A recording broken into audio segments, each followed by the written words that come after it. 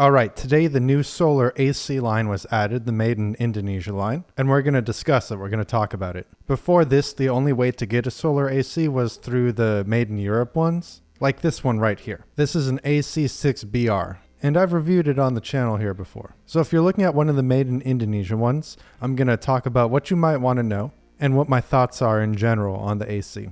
And by the way, this video is not sponsored. This is my guitar and these are my thoughts. But I do have to mention that I am a fan of Solar guitars. I've bought several.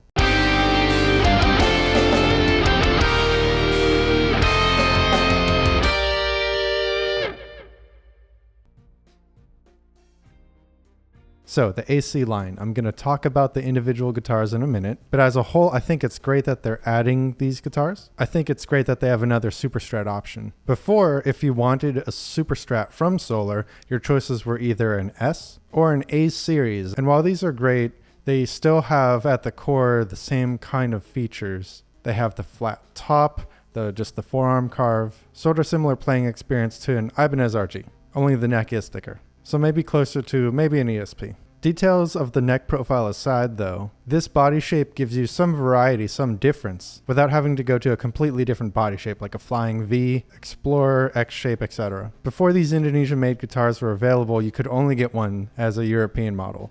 And that's cool, this guitar is really good, but it's not as readily available. They'd only be released in small batches, and they'd be more expensive. And the problem with that, of course, a higher cost means it's more expensive, obviously, but it might be out of your budget. We're making music, we have a lot of other music related expenses. It's also more devastating if it gets lost, damaged, or stolen. Moving on to talk about the body shape in general, the carve is fairly comfortable. Of course, it's not an arch top, it's carved, so it starts flat here, then it kind of curves down, and then you end with this little edge on the side. And the edge is 90 degrees to the side of the body. So if you're really pressing in with your forearm, you do feel it. But if you're more relaxed, you don't really feel it that much. It does feel different than an arch top though. So it's not going to feel like this Ibanez RGA, for example. That's neither a good or a bad thing, it just is. So it's true that it's thin around the edges here, and then it angles up. It's going to be out of the way of your picking hand for the most part. So if your technique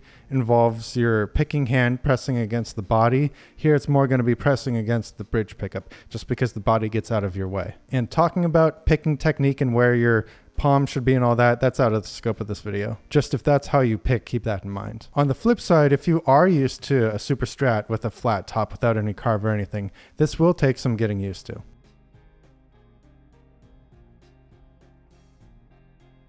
Alright, so let's talk about the guitars. And the first one I want to talk about is the AC 1.6 HTBR. And I want to talk about it because it looks pretty similar to this one right here. This one being the AC6BR, which is not part of this lineup. But both of these guitars, they are made of swamp ash. They have this red color, only this is a satin finish and the guitar in question here is a gloss finish. Both of the swamp ash guitars here are going to be gloss finish. In fact, all the guitars will be gloss finish. But moving on, the price is going to be $1,099 USD. And the fretboard is going to be ebony. And that's as opposed to the rich light on this made in European one. Maybe that's a plus to you. Maybe you don't personally prefer rich light. I do tend to prefer ebony as a fretboard material much more. Another big difference is that this guitar has the Evertune, and some of these other guitars we're going to talk about have Evertunes, but this guitar has a Hipshot bridge, and maybe that's a plus for you as well. The Evertune is a pretty great bridge system. It's not magic, but it does the job for the most part. But the Hipshot is pretty solid too. It feels great against the picking hand. Both bridges provide a different playing field too, and it's important to find what works for you. So this guitar has the Hipshot bridge, a pretty solid choice. Besides that, there are Duncan Solar pickups, just like on this A series here,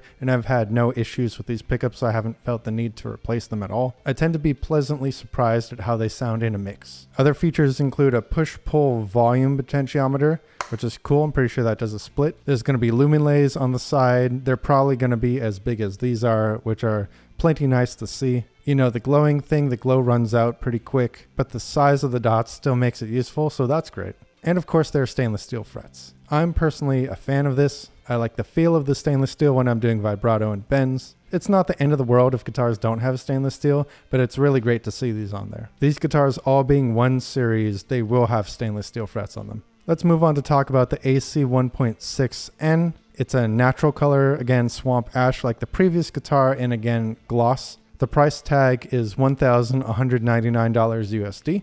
And the difference, besides the color from the previous guitar we talked about, is that this has the Evertune bridge. Now the Evertune, as I mentioned, it's not magic, it's a mechanical system, but it does work. You do have to check the tuning every once in a while, but it holds its tuning far longer than any other bridge system. And I've made a video discussing the pros and cons, the drawbacks of the Evertune, but it also feels different to play, as I've mentioned, than a fixed bridge or any other bridge system. So if you're trying to pick between this natural color guitar and the red one, that might be the deciding factor for you. Beyond that, we've got pretty much all the same specs. The stainless steel frets, the Solar Duncan pickups, the ebony fretboard. We're looking at all the same stuff. And these, of course, all have locking tuners too, I don't think I mentioned. And I'm personally a fan of locking tuners. I've got them on this guitar here too. They came with it. Next, let's talk about the AC 1.6 FR FBB. The cost is $1,199 USD. This has a Sustainiac on it. And not only that, there's a flame maple top. At least I think it's maple. It doesn't actually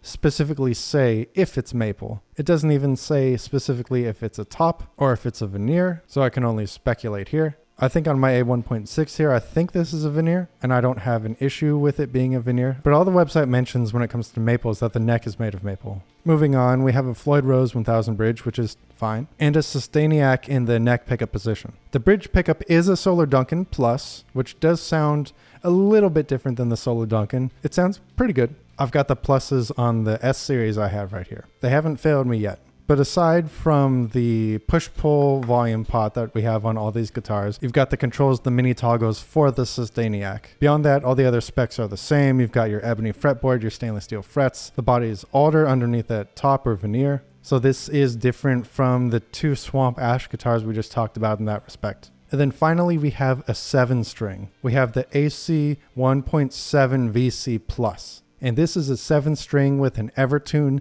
and a 26.5-inch scale length. The cost is $1,299 USD. So I love this combination of specs, the 7 strings, the 26.5-inch scale length, and the Evertune. The Evertune is pretty useful on 7 strings. I find it stops pitch drift entirely. So when you pick the low string hard, it won't go out of tune. And that gives a really cool sound. Now, if the sound of the pitch drift of it going sharp is part of your band sound, if it's part of the sound of the music you make, maybe this won't be as an attractive of an offering. Of course, you can just put it into the bend zone. You can tighten the string at the headstock enough that it basically pulls the arm to be bottoming out. And while that does kind of defeat the purpose of the Evertune, then you can get that pitch drift. But beyond that, the finish of this guitar, it looks like it's a color changing finish between blue and purple. They call it Vacillator, I think I'm saying it correctly, but it looks very cool. The body is made of Alder, and I'm thinking of the balance of that guitar. And I'm thinking about it because you have that longer scale length neck.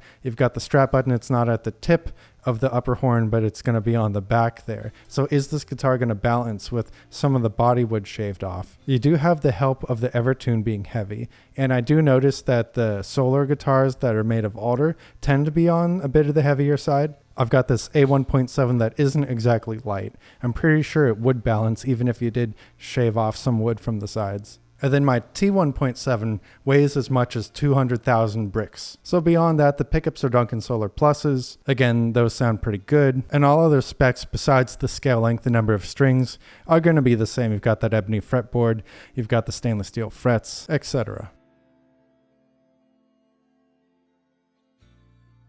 So overall, do I think this is exciting? Yes, it's great to see the variety. I think the AC series looks very cool. I'm excited to see how these guitars are. Maybe it will help with the weight of these guitars. Again, the 7-string versions, especially of the Alder Solars, are very heavy. That being said, will I get one? Maybe, we'll see. But what do you think? Are these new AC guitars, are they cool? Do you want to get one? Or is this a hard pass from you? Let me know down in the comments below. Of course, this is YouTube, so I have to say the YouTube things. Be sure to like, comment, subscribe, share the video, print out every frame and mail it. Join the Discord, check the socials. If you're looking for something cool to listen to, I'm on all major streaming services, Heisey Productions. I do original songs and some video game music covers. And as always, peace.